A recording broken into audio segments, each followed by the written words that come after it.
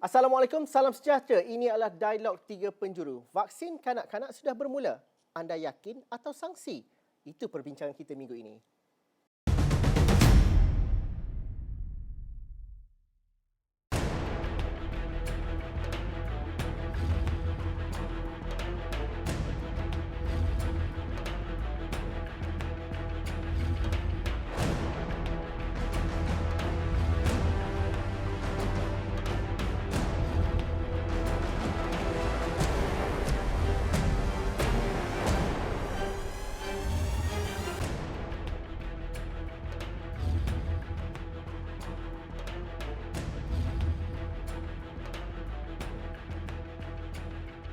Itu antara luahan rasa ragu-ragu ataupun kebimbangan orang ramai yang kami temui apabila kita bertanyakan berkenaan dengan vaksinasi kanak-kanak ini. Dan untuk menjawab persoalan itu sedikit sebanyak, kami buka ruang diskusinya dalam Dialog Tiga Penjuru pada malam ini. Bersama dengan saya ialah pakar-pakar yang berpengalaman dan juga lebih arif mengenai vaksinasi, khususnya di kalangan kanak-kanak yang berusia 5 hingga 12 tahun ini. Saya disertai oleh Datuk Dr. Rohaizat Yun, merupakan mantan Timbalan Ketua Pengarah Perubatan Kementerian Kesihatan Malaysia. Terima kasih Datuk kerana sudi bersama kami semula dalam Dialog Tiga Penjuru. Kami juga ditemani orang hebat, Dr. Intan Juliana Abdul Hamid, merupakan pakar pediatrik imunologi dan alergi dan juga pakar dan juga pensyarah perubatan Institut Perubatan dan Pergigian Termaju AMDI dari Universiti Sains Malaysia USM. Dr. Megat Muhammad Amirul Amzam Megat Hashim, merupakan pakar perubatan keluarga dan juga Naib Presiden Medical Mypaster Malaysia M3, juga bersama dengan kami pada Dialog Tiga Penjuru malam ini. Saya mungkin tanya dahulu kepada Datuk Dr. Rohaizat Yun terlebih dahulu. Vaksin untuk kanak-kanak ini, mungkin kita dapat berganjak ke belakang sedikit, menganalisis dan juga memahami situasi COVID-19 di negara ini pada ketika ini. Kerana mungkin dalam tempoh hampir 2 tahun ini, kita melalui fasa yang pelbagai. Tapi ketika ini, apa situasinya dan mengapa kita perlu memberikan vaksin kepada anak-anak kita yang masih lagi kecil pada anggapan kita ini? Datuk, mungkin kita dapat fahami situasinya bagaimana? Assalamualaikum warahmatullahi wabarakatuh. Salam sejahtera. Encik Zulkifli Yusof, moderator sesi pada hari ini. Ahli panel, Dr. Intan Juliana, Dr. Amirul Hamzah, semua warga Malaysia, para penonton, salam sejahtera dan selamat menyambut Tahun Baru Cina. Dan terima kasih kepada Asro menjemput saya menyertai sesi pada hari ini. Satu soalan yang agak sukar untuk dijawab. Jadi sememangnya persoalan itu sentiasa bergolak di dalam minda kita, ibu bapa dan sebagainya. Jadi kenapa kanak-kanak perlu ambil vaksin? Kalau kita lihat pertama, mutasi varian Delta, varian Omicron dengan kebolehjangkitan yang tinggi mendominasi dunia. Termasuklah juga di Malaysia, itu yang pertama. Dan kalau kita lihat yang kedua, data dari COVID Now, 2.8 juta penduduk Malaysia telah dijangkiti oleh COVID-19 dan 32,000 kematian. 2.8 juta kes dengan 32,000 kematian. Dan kalau kita lihat bagi kes yang dewasa, kes dewasa ini masih lagi mendominasi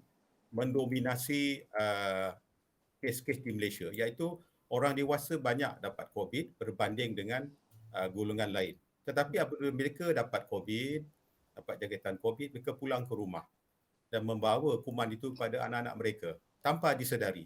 Mungkin ada dalam kalangan mereka yang gejala 1 atau gejala 2. Ya.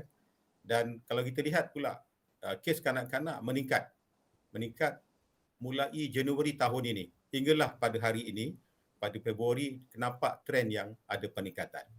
Dan seterusnya, dengan pembukaan sekolah pada awal tahun 2022, kita lihat terdapat peningkatan kes melibatkan kanak-kanak, termasuklah peningkatan kluster pendidikan. Jadi, pada ringkasnya, kanak-kanak ini memang boleh dijangkiti, yang pertama. Yang kedua, kanak-kanak ini boleh menjangkiti. Dia boleh dijangkiti dan dia boleh menjangkiti. Bila dijangkiti, walaupun sederhana, namun boleh menjangkiti orang lain, iaitu golongan rentan, golongan berisiko, datuk, nenek dan sebagainya. Ini bermakna kita semua akan selamat apabila semua orang selamat. Kita akan selamat apabila semua selamat. Jadi selain dari itu, vaksinasi untuk kanak-kanak juga perlu sebab terdapat kanak-kanak yang mendapat gejala yang teruk, yang memerlukan rawatan di hospital, ada juga memerlukan rawatan di ICU, yang ada juga membawa kepada kematian.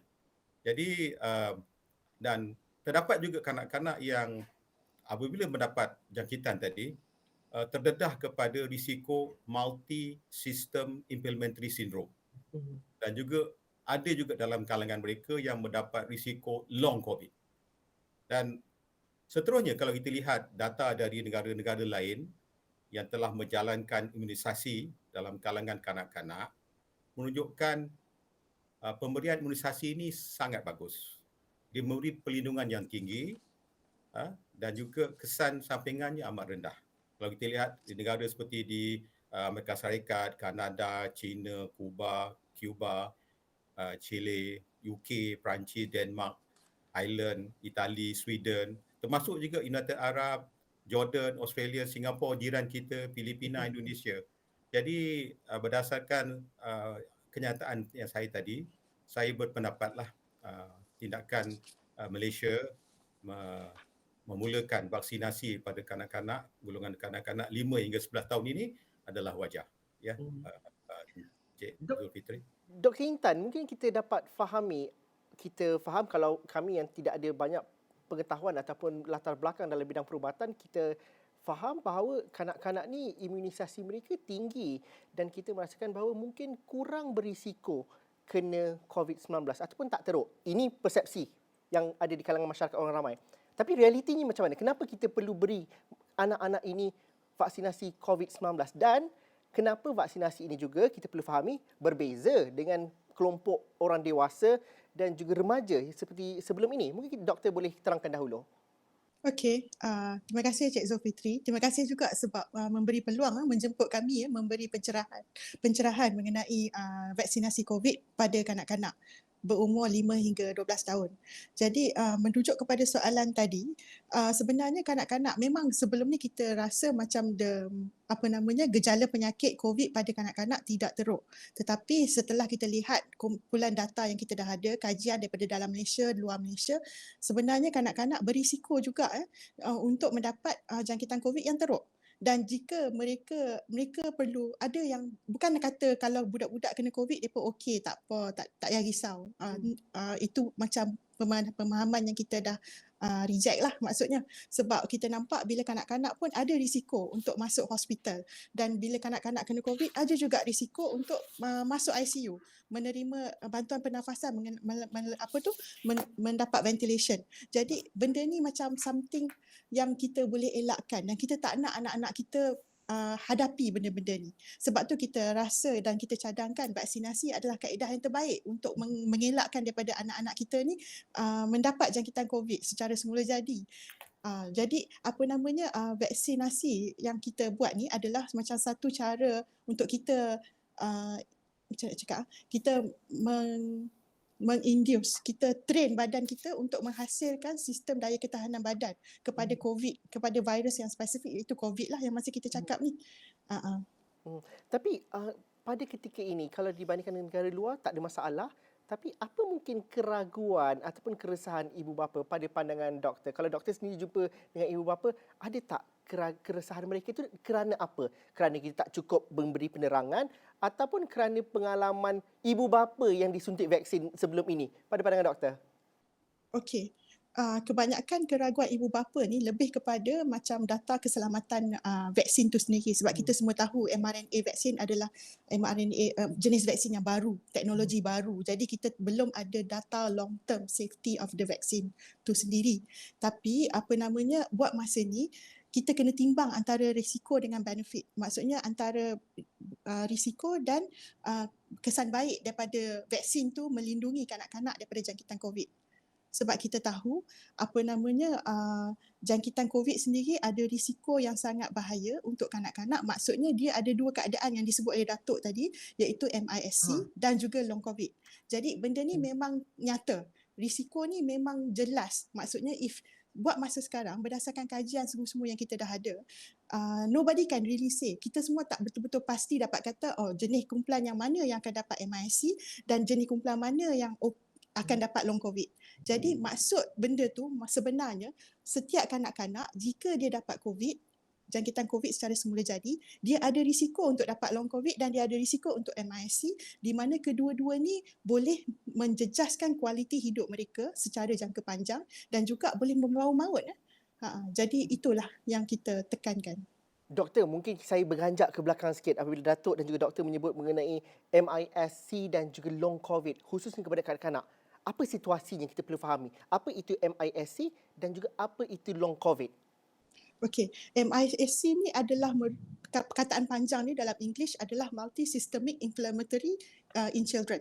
Dan dia khusus berlaku pada kanak-kanak selepas jangkitan acute COVID. Maksudnya mereka dapat COVID dulu and then bila jangkitan COVID tu dah reda, dia datang balik dengan gejala-gejala simptom yang kita panggil keradangan yang melampau. Keradangan yang melampau ni macam inflammation yang sangat kuat dan dia melibatkan banyak organ di dalam badan, sama ada jantung, organ-organ utama, jantung, hati dan otak. Jadi paru-paru juga. Jadi bila pesakit ni dapat ni, dia sangat bahaya dan dia memang itulah yang kita macam, sebab kita tak ada, apa rawatan yang kita ada sekarang adalah lebih kepada macam supportive. Jadi ada risiko untuk kematian berlaku. And then problem kita juga sebab kita tak boleh predict siapa yang akan dapat MISC, siapa yang tak dapat. Jadi sebab tu kita macam buat masa sekarang, kalau kanak-kanak, kita kalau boleh kita jangan kena COVID sebenarnya in the first place. Dan kalau kita boleh bina ketahanan badan tanpa melalui jangkitan semula jadi. Maksudnya bila kita bagi vaksin, kita induce pembinaan ketahanan badan tu secara exposure dengan, maksudnya vaksin tu yang mengajar badan kanak-kanak tu untuk membina ketahanan badan kepada vaksin. Itu lebih selamat berbanding daripada dapat COVID sendiri secara semula jadi. Dan kalau kata long COVID, kalau berkenaan long COVID pula, ini adalah satu lagi gejala dan actually kalau long COVID dia boleh berlaku pada kanak-kanak dan pada adult, pada orang dewasa. Dan dia berlaku juga selepas COVID aktif tu selesai. Maksudnya pesakit dapat COVID and then dia berjaya survive dan dia okey, tapi masalahnya lepas tu dia dapat masalah gejala long COVID, di mana mereka mengalami manifestasi macam penat, susah nafas dan paling utamanya ada juga gejala yang kita panggil brain fog. Brain fog ni maksudnya dia macam keliru, kognitif dia macam ada masalah dari segi pemikiran dia. Jadi yang ini pun kita masih juga tengah kajian banyak tengah berlaku to predict dan cari sebab kenapa ada orang dapat long COVID, kenapa ada orang tak dapat long COVID. Tapi untuk anak-anak, daripada kita memberikan risiko kepada mereka dengan MISC ataupun long COVID dan juga jangka hayat mereka jauh lagi ke hadapan, sebaik-baiknya kita melindungi mereka dengan virus dengan vaksinasi ini. Betul doktor? Betul. Okey. Encik Fitri, kalau saya boleh tambah tadi, kalau di soalan itu tentang multi system inflammatory syndrome. Jadi kalau bahasa pasar itu multi system. Multi system maknanya berbilang-bilang. Sistem yang berbilang-bilang. Lepas tu inflammatory itu inflamasi ataupun peradangan. Kemudian sindrom. Sindrom itu adalah gabungan beberapa gejala dan simptom-simptom dan tanda-tanda lah. Jadi multi system inflammatory syndrome tu adalah satu keadaan, gejala dan juga tanda-tanda yang berbilang-bilang yang melibatkan organ yang berbilang-bilang akibat peradangan. Itulah yang disebutkan multi-system. Dia multi berbilang-bilang sistem. Dan sistem yang berbilang-bilang peradangan ini dia boleh berlaku yang orang takut pada jantung lah. Nombor satu. Nombor dua, dia boleh berlaku dekat paru-paru. Dia semua organ boleh kena. Tapi yang mereka khawatir macam dekat jantung, dekat paru-paru, dekat buah pinggang, dekat otak, dekat kulit pun boleh. Dekat mata, kemudian juga kepada sistem pencernaan. Gastrointestinal symptom. Jadi ini yang paling jelaslah, multi organ. Maknanya multi system. Sistem. Bila sistem tu datang dari organ-organ berkenaan akibat peradangan, inflamasi oleh jangkitan COVID lah. Itu tambahan kepada yang dijelaskan oleh Dr. Intan. Jadi kalau pesakit itu datang, kalau dia menyerang kata jantung, kita boleh lihat ada masalah di situ. Itu yang kena check organ jantung.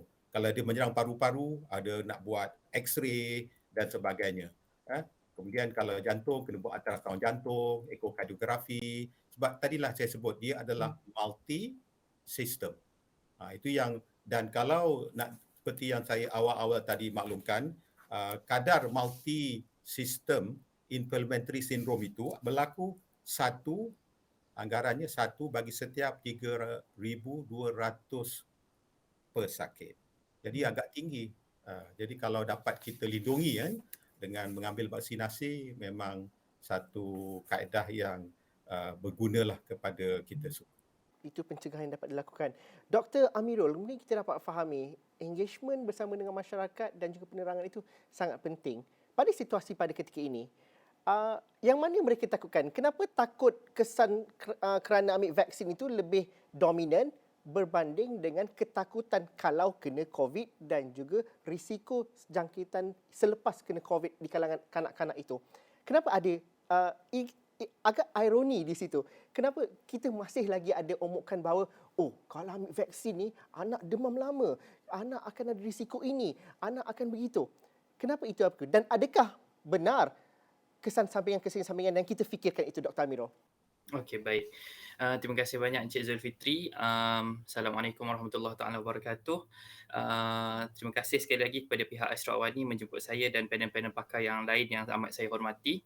Baik, bagi menjawab kepada soalan itu, sebenarnya manusia ini dia terdedah kepada satu konsep yang kita namakan sebagai negativity bias, iaitu dia bias terhadap perkara yang negatif.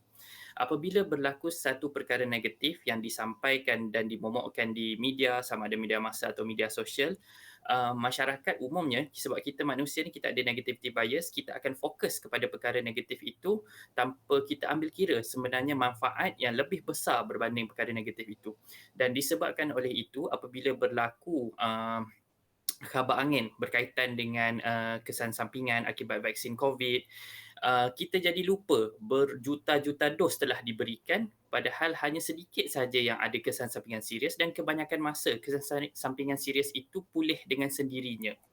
Jadi bagaimana kita nak tangani masalah ini adalah dengan engagement seperti mana yang pihak Astro Awani buat sekarang ni, adalah dengan kita keep on beritahu apa kesan baik vaksinasi itu sendiri dan kita be transparent. Maksudnya kita jelas terangkan bahawa kesan sampingan yang berlaku ini kita tak sorok, ia memang ada tetapi ianya ringan dan kebanyakan masa ia pulih dengan sendiri. Berbanding kalau katakan kena COVID, kita terdedah kepada jangkitan masalah-masalah komplikasi lain. Saya ambil contohnya kebanyakan orang dia takut apabila kita beri vaksin kepada kanak-kanak dan remaja, kita takut satu insiden komplikasi myocarditis, iaitu bengkak keradangan kepada jantung. Sedangkan jangkitan COVID itu sendiri memberikan risiko myocarditis yang lebih tinggi. Ada data yang mengatakan bahawa 40 kali ganda lebih tinggi, ada juga data yang mengatakan lebih daripada 100 kali ganda lebih tinggi berbanding kalau seseorang itu divaksinkan dengan COVID. Dan jika kita lihat di United States, di mana pemberian vaksin untuk kanak-kanak usia 5 hingga 11 tahun di sana telah 8.7 juta kanak-kanak diberi vaksin ini, dan hanya 12 sahaja berbanding 8.7 juta suntikan diberi, 12 sahaja kes myocarditis, dan kesemuanya adalah kes myocarditis yang pulih dengan sendiri dan tidak memerlukan apa perawatan yang intensif di sana. Berbanding mana kita lihat tadi Dato' Rohaizat pun ada katakan tentang MIS, MISC, dan Dr. Intan pun ada katakan benda yang sama, di mana multi-system inflammatory syndrome itu salah satu sistem yang akan affected adalah sistem jantung itu sendiri. Kalau tak silap saya, dalam 75% pesakit yang ada MISC ini ada gejala jantung yang mana boleh datang juga dengan myocarditis. Dan kebanyakan masa ianya lebih teruk berbanding daripada myocarditis yang kita dapat daripada vaksinasi itu sendiri. Jadi fakta-fakta sebegini yang kita perlu berikan kepada ibu bapa supaya mereka boleh dibina keyakinan mereka terhadap vaksinasi ini dan boleh membuat keputusan yang betul supaya tidak lagi ragu-ragu tentang keselamatan dan keberkesanan vaksin itu sendiri. Mungkin saya nak tambah sedikit soalan yang Encik Zulfitri tanyakan kepada Dr. Intan tadi. Sebenarnya ada satu kajian yang agak terkenal di kalangan vaksin hesitancy ataupun keraguan terhadap vaksin ni, apa sebab masyarakat menolak vaksin. Salah satunya adalah dia ada 5C lah, 5C. Satunya confidence. Confidence itu adalah keyakinan. Keyakinan terhadap keselamatan vaksin, keyakinan terhadap keberkesanan vaksin dan juga keyakinan kepada authority, iaitu kerajaan, pihak doktor yang memberikan vaksin itu. Kalau keyakinan ini rendah, contohnya ada pergolakan politik, ada politik yang tidak stabil ataupun ketidakpercayaan kepada golongan autoriti ini, ia akan mempengaruhi masyarakat dan menyebabkan penolakan vaksin berlaku.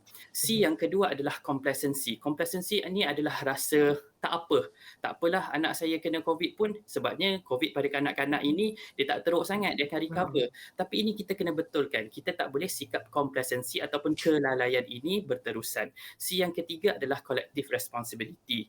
Collective responsibility ni adalah di mana vaksinasi terhadap seseorang mungkin akan melindungi orang lain. Yang ini kita katakan untuk herd immunity.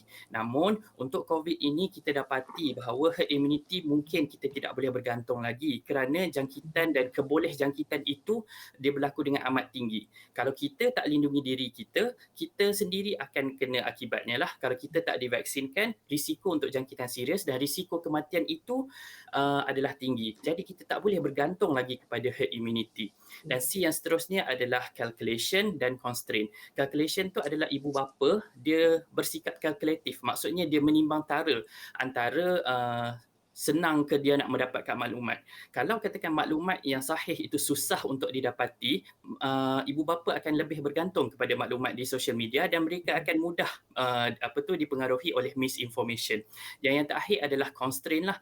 Yang ini saya kira pihak kerajaan perlu memainkan peranan penting kerana constraint ini dia menjelaskan bagaimana servis vaksinasi itu jika mudah didapati oleh pihak ibu bapa atau pihak penerima vaksin itu, ia akan meningkatkan lagi kadar vaksinasi. Tetapi kalau susah, contohnya pusat vaksinasi itu tak banyak, susah nak pergi, nak daftar, ada banyak birokrasi, itu akan merendahkan lagi liputan vaksinasi. So 5C ini adalah antara faktor utamalah dalam kita nak kira kenapa penolakan vaksin itu berlaku. Dr. Amirul rasa kita berada di C yang mana satu pada ketika ini? Kerana kalau saya tanya kepada kawan-kawan, saudara mara, mungkin kita berada dalam kawasan ataupun pada tahap bahawa tak apalah, tak kisah. Kerana kita merasakan bahawa, kerana kita tak boleh kata mereka ni anti-vaksin. Sebab kalau daripada segi peratusan, hampir 100% populasi vaksin kita sudah divaksinasi setidaknya 2 dos. Kalau kita lihat kepada yang mendapatkan dos penggalak pun, hampir separuh daripada populasi dewasa. Justru untuk vaksinasi kanak-kanak ini, di C yang manakah kita berada, doktor? Okey, sebenarnya Zul, 5C tu 55 memainkan peranan dan 55 ada angle tersendiri untuk kita tangani. Tetapi pada pandangan saya secara peribadi, C yang paling besar di Malaysia ini adalah confidence dan complacency. Kerana kerajaan kita telah menyediakan khidmatan vaksinasi yang bagus di mana constraint tu amat rendah. Kecuali di kawasan-kawasan luar bandar yang mana saya pasti kerajaan Malaysia masih lagi cuba untuk mencapai. Tetapi confidence itu amat sukar kerana pertama sekali ketidakpercayaan rakyat kepada kerajaan kita sekarang ini, ketidakpercayaan rakyat kepada doktor-doktor di seluar sana yang mana telah dibuktikan dalam satu kualitatif study, kebanyakan penolakan vaksin berlaku disebabkan oleh ketidakpercayaan kepada pengamal kesihatan.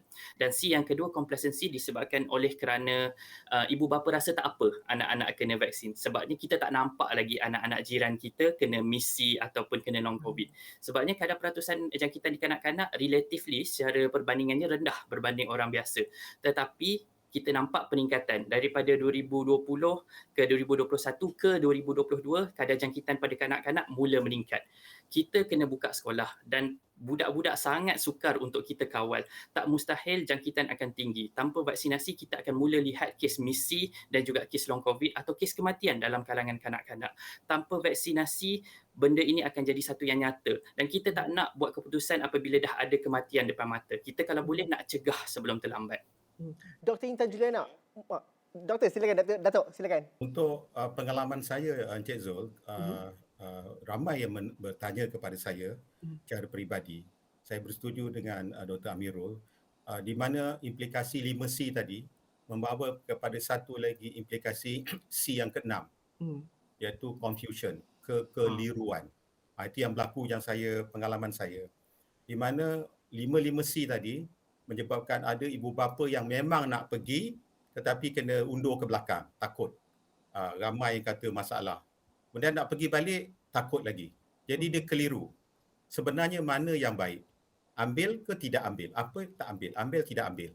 Dan ini berlaku pada pengalaman saya yang sedikit ini, bukan yang bertanya dan menelpon, bukan dalam kalangan mereka yang biasa, rakyat biasa, tetapi dalam kalangan yang educated, yang terpelajar, learned person. Jadi 5C yang saya dimaklumkan oleh Dr. Amirul tadi memang tepat. Membawa kepada C yang berikutnya, kekeliruan, kesangsian. Mana yang sebenarnya lebih baik? Ambil vaksin ke tidak? Tapi pada yang dijelaskan tadi, kita beritahu secara baik, bukan punitif, kebaikan vaksin itu terlalu tinggi. Kalau tak ambil, implikasi lagi tinggi. Boleh dapat multi-system implementary syndrome. Boleh dapat long COVID. Kemudian yang kedua, kalau katakan ambil vaksin, dia punya side effect dia sebenarnya sikit sangat. Kalau kita lihat data yang dikeluarkan oleh NPRA, Biro Kawalan Dadah Negara oleh KKM, hanya 0.03 bagi setiap 1,000 dosis baru mengalami adverse effect yang jelas. Walaupun mereka ada adverse effect yang jelas, keraguan tadi, saya nak jelas ulang balik, adverse effect akibat vaksin tadi di Malaysia yang dilaporkan oleh negara kita sendiri, 0.03 bagi setiap 1,000. Dan malah 1,000 dos. Malah kalau itu pun berlaku, amat kecil, walaupun itu sekiranya berlaku, seperti jelaskan Dr. Amirul, kita dah adakan prasarana bagaimana pihak ibu bapa boleh memaklumkan kepada fasiliti kesihatan. Jadi macam Dr. Intan kata tadi, kita ada pakar-pakar yang boleh rawat simptom. Jadi kalau tak ambil vaksinasi, ada masalah. Kalau ambil, risikonya rendah. Kalau ada juga komplikasi, kita dah ready dengan persediaan dengan syarat ibu bapa hubungi segera fasiliti kesihatan dengan awal supaya tindakan awal dapat dilakukan seperti Dr. Intan kata tadi. Itulah ada Cik Zulfi. Vaksin kanak-kanak, anda masih yakin atau sangsi? Kalau sangsi, teruskan bersama kami sehingga hujung rancangan. Kita berhenti rehat dahulu.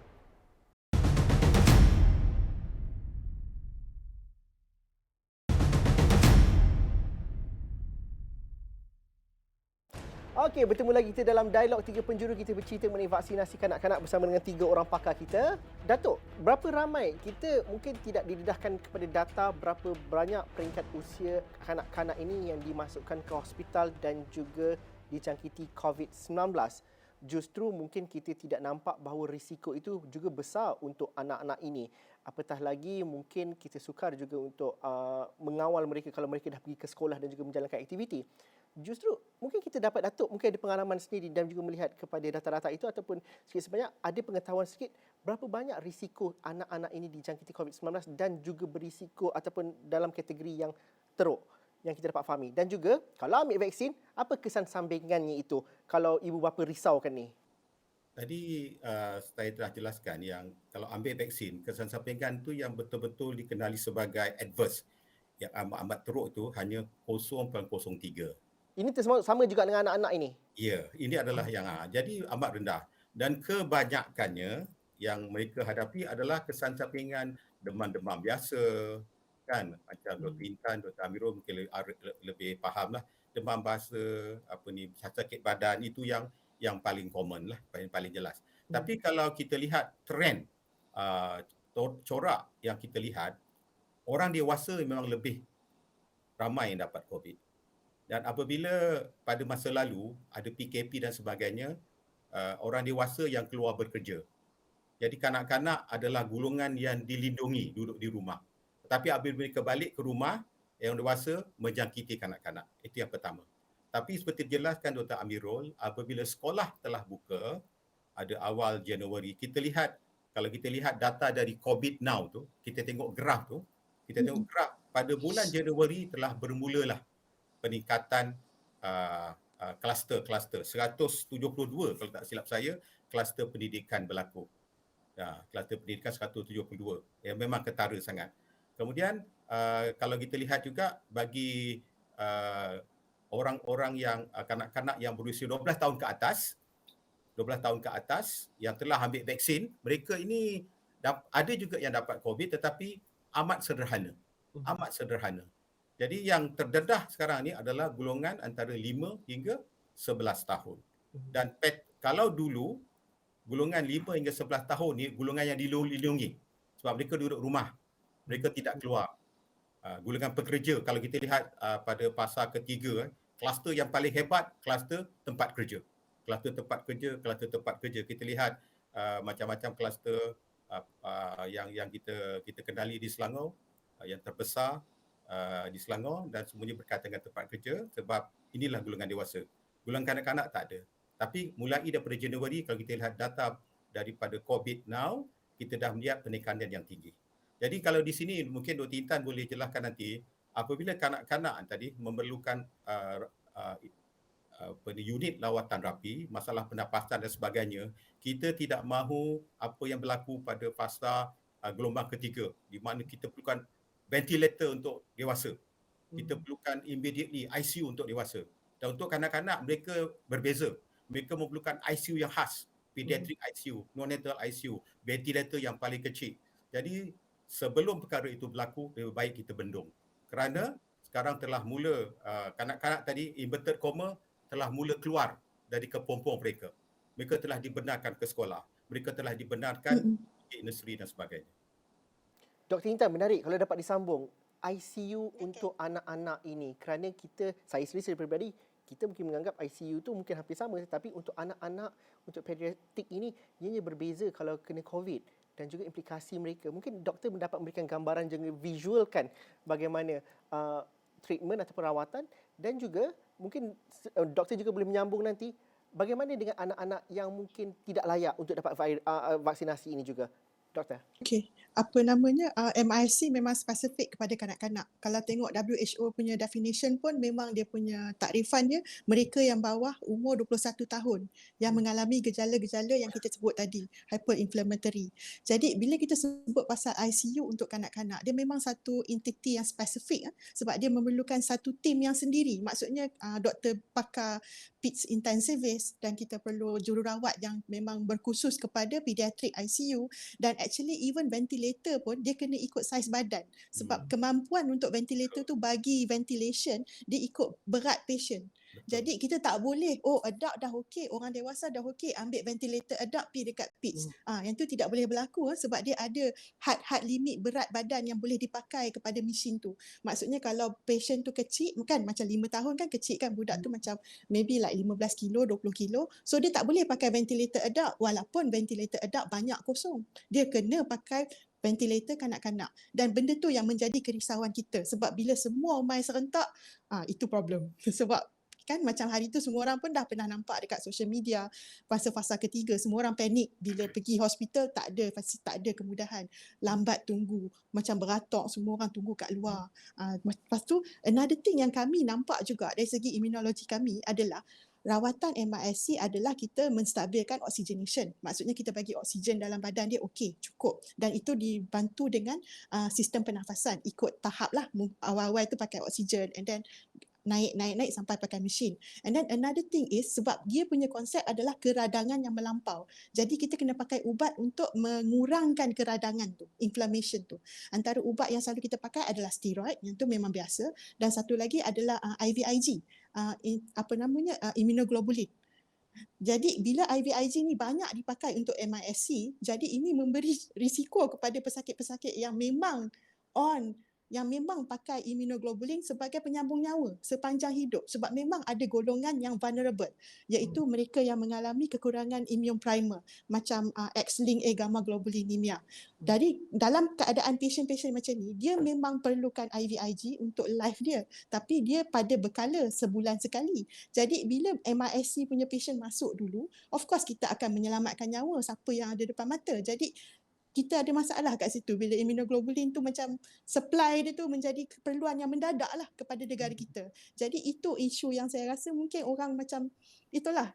Tapi saya rasa kita memang tengah ambil measure yang penting lah untuk mengatasi masalah itu. And then lagi satu yang penting, katalah you survive from MISC. dia punya rehabilitasi adalah sangat penting. Sebab sekarang kanak-kanak tu macam lemah. Lepas tu dia macam trauma, asyik kena cucuk, you know. It's not good for a child to have that memory. Jadi sebab tu yang saya macam, kalau kita ada sekarang vaccination untuk mengelakkan daripada semua benda, itu usahalah. Kita bukan nak kata 100%, oh you ambil vaksin confirm tak dapat. That's wrong. Apa yang kita sekarang ni lebih kepada ini usaha kita supaya untuk anak-anak kita. Ikhtiar. Macam And tadi then- Dr. Intan yang Yeah. sebut tadi yang sakit bukan COVID kan. Masa gelombang ketiga, kalau kita Betul. lihat Dr. Intan kan, apabila ICU tu penuh kan, dia Mm-mm. jadi pesakit bukan COVID yang memerlukan rawatan di ICU. Terpaksa menghadapi kekangan. Itu memang betul lah yang Dr. Intan sebut tu. Sebab Pesakit dia bukan macam COVID. domino. Dia efek semua benda. Dia efek semua orang. Dr. Amirul, bila saya mendengar perbincangan ini, mungkin kita tidak ada akses dan juga melihat kepada sektor kesihatan itu secara lebih dekat dan juga lebih memahami. Justru apabila Datuk, Dr. Intan, Dr. Amirul bercerita, ini adalah satu tempoh yang sukar kalau kita lihat kepada gelombang ketiga sekitar lebih kurang 6 bulan lalu. Kita sekarang di tahap yang agak boleh bernafas di fasilitis hospital kita. Jadi kita tidak mampu untuk mengulangi episod hitam itu, dan ini melibatkan kepada anak-anak pula. Justru apabila ada argumen takutlah anak nak kena vaksin dan sebagainya, apa yang Dr. Amirul dapat gambarkan? Kerana akhirnya nanti kita ada peluang. Kita dalam masa yang kita sudah bernafas, kita dapat balik raya, tidak ingin untuk tahun baru Cina, ya, kita dah dapat pergi keluar dan sebagainya, dan kita tidak boleh ambil ringan dengan kemudahan dan juga keselesaan yang ada pada hari ini. Dan justru vaksinasi untuk anak ini perlu diambil dengan begitu serius. Mungkin doktor dapat menghubung kaitkan antara kedua situasi itu. Okey, baik. Sebenarnya Dr. Intan dengan Dr. Rohaizat dah jelaskan. Kita lihat bahawa berlaku peningkatan kes pada kalangan kanak-kanak. Walaupun kita tak nampak di sosial media, kita tak nampaklah sama macam gelombang ketiga dulu yang mana kapasiti hospital dah pecah, memang kita tak mampu tampung, yang mana kita perlu pilih pesakit mana yang perlu ventilator, pesakit mana yang kita dah tak boleh buat apa. Kita tak nampak lagi sekarang ni, tetapi tak mustahil kalau kita tak tangani sekarang, bila buka sekolah, bila kita makin bebas, anak-anak kita makin bebas, ini boleh berlaku lagi. Dan dah ada nampak tanda-tanda awal, dah nampak red flags dah di mana berlaku peningkatan kes pada kalangan kanak-kanak. Dan sampai bila kita nak tutup sekolah, sebab memang WHO sendiri menyatakan bahawa jika PDPR ini dilakukan secara online, akan ada golongan yang tercicir, yang akan ada golongan kanak-kanak yang tercicir, dan akan ada juga masalah-masalah lain seperti masalah buli cyber, dan juga ada masalah-masalah perkahwinan bawah umur, ada masalah-masalah sexual grooming, yang mana ini semua seperti Dr. Intan kata adalah domino effect di mana kita tak dapat nak buka sekolah. Dan sekarang ni bila kita buka sekolah, kita terpaksa berhadapan dengan risiko peningkatan jangkitan. Jadi vaksin ini bersama dengan SOP yang mana susah sangat kita nak minta kanak-kanak ikut, vaksin inilah satu cara yang paling utuh, yang paling mampan untuk kita elakkan kapasiti kesihatan kita jadi terlalu penuh sampai tak mampu lagi nak tampung. Itu premis yang pertama lah. Premis yang kedua, saya nak sambung apa yang Dr. Intan cakap tadi. Bila seseorang itu, satu kanak-kanak itu terkena misi ataupun terkena komplikasi daripada COVID, kebanyakan masa kita rawat dengan IVIG dan juga steroid dia, Dr. Intan. Dan steroid ini mungkin untuk orang dewasa penggunaan dia sudah tidaklah mendatangkan banyak masalah berbanding kepada kanak-kanak. Kanak-kanak kita kena faham dia membesar. Orang dewasa ni tak membesar. Dahlah kanak-kanak tu membesar dengan komplikasi seperti long COVID, misi, kena pula guna ubat steroid yang mana boleh mengganggu pelbagai sistem lagi dalam badan, tetapi ubat tu perlu sebab kita nak guna untuk rawat. Jadi kita nak elakkan daripada perkara-perkara yang renyah, yang perkara-perkara yang boleh mendatangkan lebih banyak mudarat ni, kita pilih pencegahan, which is pencegahan dia adalah vaksin, yang mana vaksin ni terbukti selamat, terbukti berkesan, dan ia telah digunakan di banyak negara lain selain daripada kita. Jadi kita kena beritahu dekat rakyat kita bahawa ini bukan uji kaji. Vaksin yang kita nak bagi kat kanak-kanak ni telah lepas kajian fasa ketiga, telah digunakan di banyak negara-negara lain, dan ini bukan lagi uji kaji untuk anak-anak kita. Kalau ibu bapa decide untuk tidak vaksinkan anak-anak sedangkan ianya sekiranya perlu, itu baru uji kaji ibu bapa kepada anak-anak. Dia nak try eksperimen, anak dia selamat tak kalau tak bagi vaksin. So itu pada saya adalah ibu bapa yang tidak bertanggungjawab. Dr. Amirul, tapi dalam masa yang sama ada perbualan ataupun perbincangan ataupun ayat-ayat yang sambil itu kita gelakkan, tapi itu mungkin persepsi kita. Dulu kata 2 dos je, kenapa kena tambah 3? Lepas tu ada yang kata, oh nanti kalau lepas ni ada dos keempat, kita dah tak nak ambil lagi dah. Walhal, mungkin ada penerangan daripada saintifiknya kerana ini juga persepsi dan juga pandangan yang mengherut mereka kepada persepsi mereka kepada vaksinasi anak-anak. Dan juga pada pandangan Dr. Amirul, bagaimana kita nak mengatakan bahawa COVID-19 itu tidak duduk diam-diam je seperti tahun 2020 dahulu. Ini dah berubah, kita pun dah keluar daripada rumah. Justru bagaimana kita nak katakan bahawa ada dua perkara dan juga situasi yang dinamik ini perlu difahami. Dan juga kata-kata gurauan sinis yang kata, tak naklah ambil lagi 3 dos, 4 dos apa semua, asyik kena ambil je, kata tak elok-elok lagi. Bagaimana kita nak meyakinkan bahawa ini adalah untuk anak-anak dan ianya berisiko kalau kita tak ambil. Baik, okey baik. Mungkin Datuk ada tambahan lepas ni tapi saya cuba jawab sedikit dahululah. Kita kena kembali kepada asas bahawa sains itu adalah dynamic.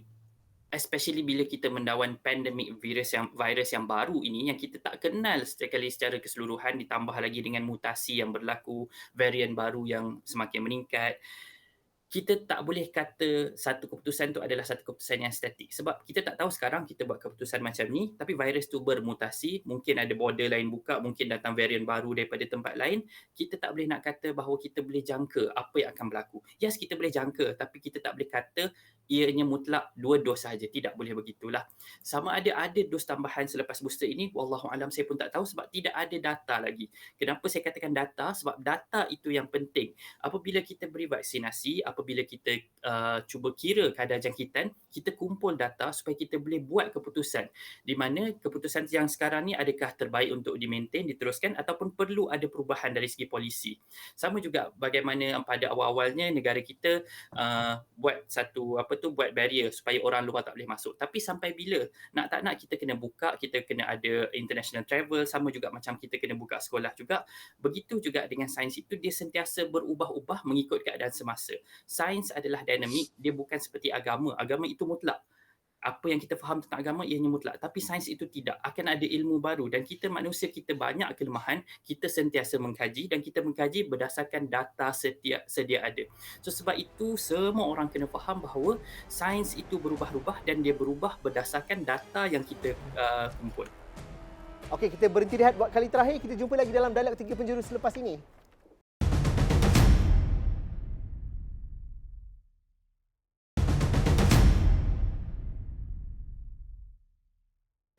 Okey, kita di blok terakhir Dialog 3 Penjuru. Kita masih lagi bersama dengan 3 orang pakar kita.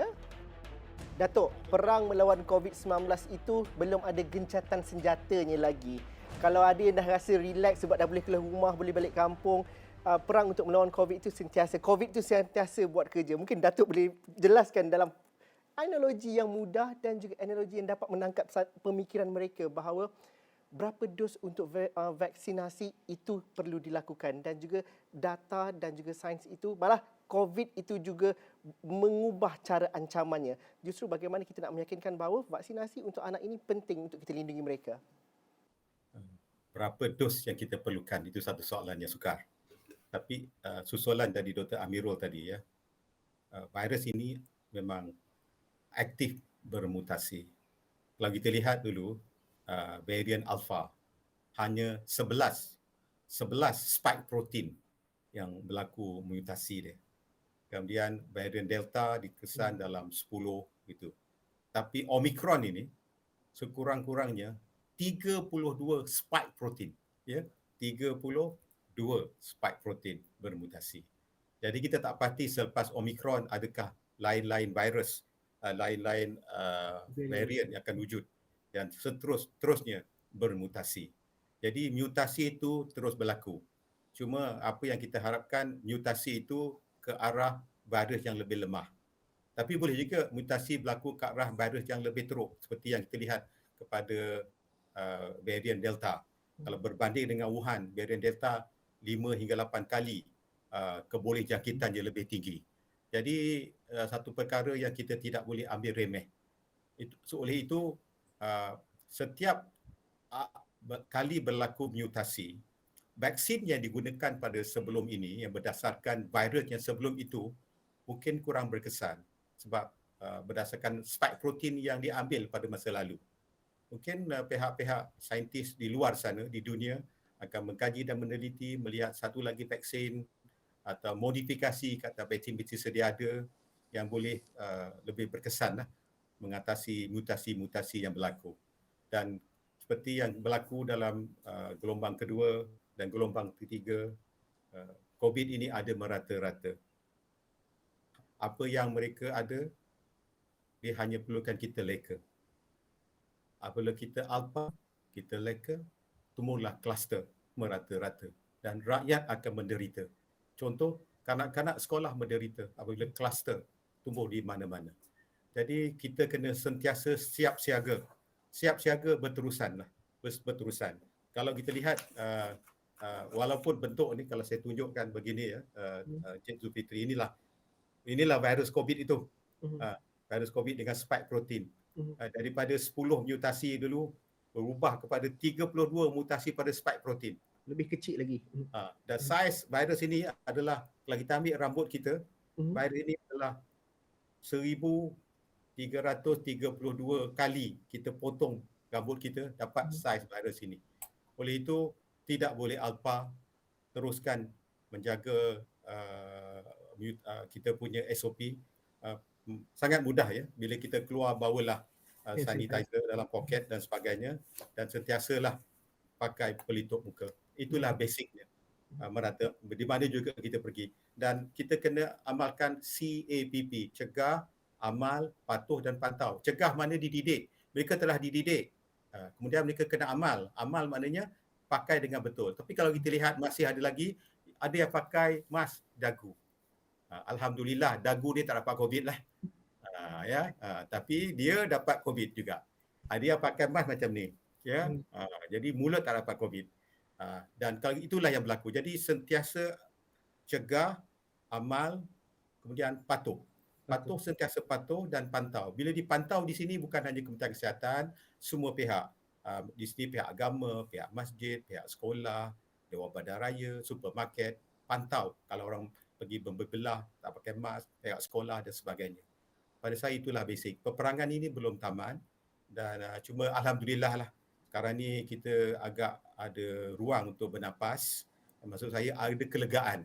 Kalau pada masa lalu terlampau padat, kumpulan-kumpulan frontliners, pihak hospital, pihak klinik, bomba, polis, semua bekerja berterusan. Sekarang kita ada ruang. Jadi ruang yang kita ada ini kita kena maksimal sebaik mungkin supaya apa yang Dr. Amirul sebut tadi, kita tak nak itu berlaku. Seperti yang Dr. Intan kata.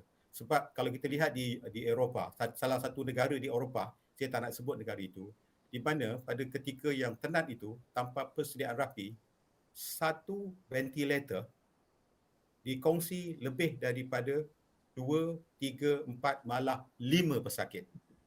Satu ventilator. Apa yang mereka buat, mereka sinkroniskan. Bila ventilator itu bergerak, 5 orang akan dapat guna. Kita tidak sanggup perkara itu berlaku. Jadi pencegahan itu amat penting buat ketika ini. Kembali kepada Encik Zulfitri. Dr. Intan, mungkin terakhir dalam masa 3 minit kalau dapat diceritakan, apa pesanan dan juga nasihat kepada ibu bapa? Kerana ini perlu dilegakan. Mereka perlu menerima temu janji di MySejahtera itu dengan penuh keyakinan. Satu. Dan juga kalau ada tak anak-anak yang punya alahan yang tidak boleh divaksin? Dan apa option yang ada untuk mereka, Dr. Intan? Okey. Buat masa ni, kalau ikut data daripada CDC dan NPRA, hanya vaksin Pfizer yang telah mendapat kelulusan untuk diberi pada kanak-kanak berumur 5 hingga 11 tahun. 5 hingga 12. Tapi kenapa vaksin-vaksin jenis lain tak dapat lagi adalah tak dapat kelulusan lagi sebab mereka masih menjalani kajian clinical trial fasa 1, fasa 2, fasa 3, and kita masih menunggu result lah sebelum kita boleh kata okey ini selamat diberi pada kanak-kanak. Okey. Jadi bila kita kata pada kanak-kanak tu sendiri, kalau dari segi kontraindikasi ni maksudnya tak boleh bagi. Jadi kalau kata contraindication yang pasti adalah kalau mereka pernah mengalami allergic kepada Pfizer, vaksin Pfizer tu sendiri. Maksudnya yang tu kita tak boleh tahu lagi lah. Jadi secara relatif contraindication, maksudnya kalau kita bukan nak kata contraindication lah, maksudnya bukan tak boleh bagi, tapi kita perlu berhati-hati. Jika anak-anak anda ada mengalami alergi kepada apa-apa jenis, jadi sila maklumkan kepada doktor yang merawat anak anda. And then kalau kita pergi kepada PPV, sebab setahu saya buat masa ni guideline daripada KKM adalah vaksin COVID diberikan kepada kanak-kanak yang mengalami morbidity terlebih dahulu pada peringkat awal, kerana mereka ni telah dikenal pasti golongan berisiko tinggi kalau mereka dapat COVID, jangkitan COVID. Jadi obviously mesti dia orang memang akan ada follow up dengan hospital. Jadi berbincang dengan pakar perubatan yang merawat anak anda.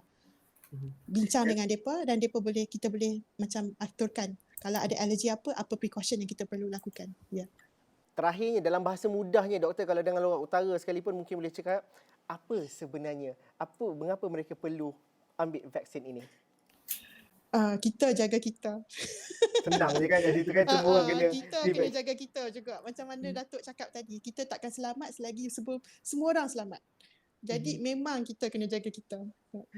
Dr. Amirul, akhirnya sekali, bagaimana kita nak bergerak ke hadapan dan juga kita ingin memastikan bahawa anak-anak yang kita sayang ini, walaupun kita bertahu kita nak melindungi mereka, vaksinasi inilah cara untuk kita melindungi mereka dan bukannya satu eksperimen terhadap mereka, dan juga bagaimana kita nak berlapang dada dan juga mendapat keyakinan itu.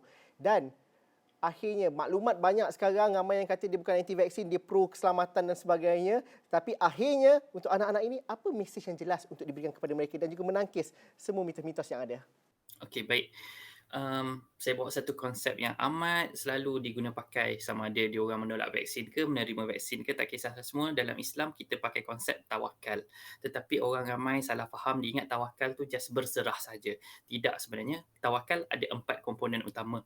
Pertama, kita kena usaha dulu. Dan usaha tu diikuti dengan yang kedua, iaitu usaha dengan ilmu. Kita tak boleh usaha membabi buta, tak boleh usaha dengan benda-benda yang salah. Kita kena usaha berdasarkan ilmu. Dan di sini kita kena rujuk kepada yang ahli. Yang ketiga, bila kita ada usaha dengan ilmu, barulah kita berserah, bertawakal.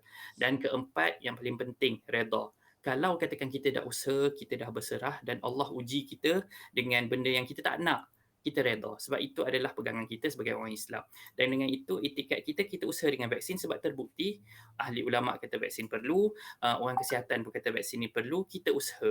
Sebabnya takkan kita nak duduk diam, kita dah dapat vaksin, orang-orang sendiri kita dapat vaksin, takkan anak-anak kita nak biarkan tak dapat vaksin dan mereka jadi sitting duck untuk virus ni kena kepada mereka. Itulah daripada saya. Itu saya rasa penutup dan juga pengakhiran yang mudah untuk kita fahami. Terima kasih kepada Datuk Dr. Rohaizat Yun, terima kasih Dr. Intan Juliana dan juga terima kasih kepada Dr. Megat Muhammad Amirul Amzar kerana sudi bersama kami. Kita bercerita mengenai vaksin kanak-kanak, sangsi atau yakin. Harapnya jawapannya anda sudah ketahui di hujung diskusi ini. Terima kasih. Sekian sahaja dialog 3 penjuru untuk malam ini. Assalamualaikum dan salam sejahtera. Kita jumpa lagi.